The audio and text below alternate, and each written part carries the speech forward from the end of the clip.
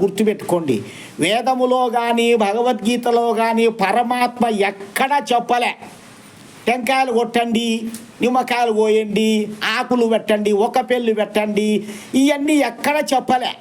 ఏ బుక్కులలోనో తీసుకొని చూపించండి, లేవు. ఇవి మధ్యలో మనుషులు పెట్టిన ఆచారాలు. కాబట్టి ధర్మాన్ని మనం ఆచరించాలి. నా పుత్ర హి సహాయార్థం పితా మాతా చ తిష్టతః నా పుత్రధారం న జ్ఞాతి ధర్మస్తిష్టతి కేవలః. ధర్మాన్ని ఆచరించకపోతే తల్లి కానీ, తండ్రి కానీ, పుత్రుడు కానీ, భార్య కానీ, దాయాది కానీ పరలోకంలో సహాయం చెయ్యరు. వాళ్ళెవరు చెయ్యరు మనం చచ్చినాక.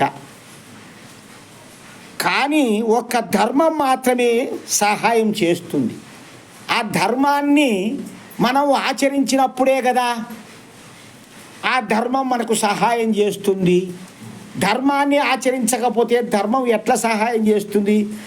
దేవుని యొక్క కృప మన మీద కలగదు. కాబట్టి ప్రతివారు తెలుసుకోవాలి. ఈయన ఒక ప్రశ్న అన్నాడు, తినడానికి తక్కవచ్చా అంటే అన్నాడు. ఎవరికి తక్కవచ్చాందో ఈ కాలంలో నాకు చెప్పండి.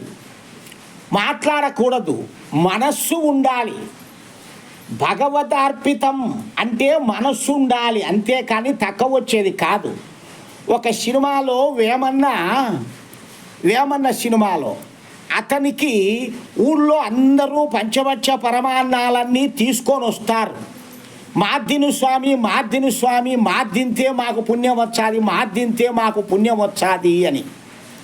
కానీ అంత దూరాన్ని నుంచి వాళ్ళందరి వరుసలను మనుషులను దాటుకుంటూ వచ్చి ఒక సత్రంలో కూర్చునేటటువంటి అడుక్కొని తిని బ్రతికే ముసలావిడ దగ్గరికి వస్తాడు.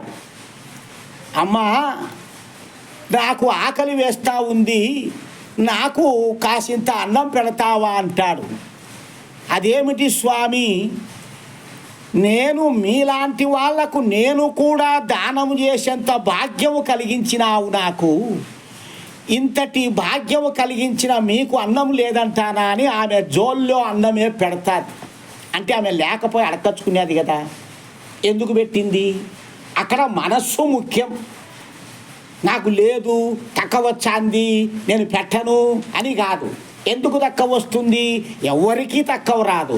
ఉండే దాంట్లోనే ఓ పిడికెడు. ఉండేటటువంటి సంపదలోనే ఒక 100 రూపాయలు సంపాదిస్తామనుకో, ఒక 10 రూపాయలు ఖర్చు, అంతే.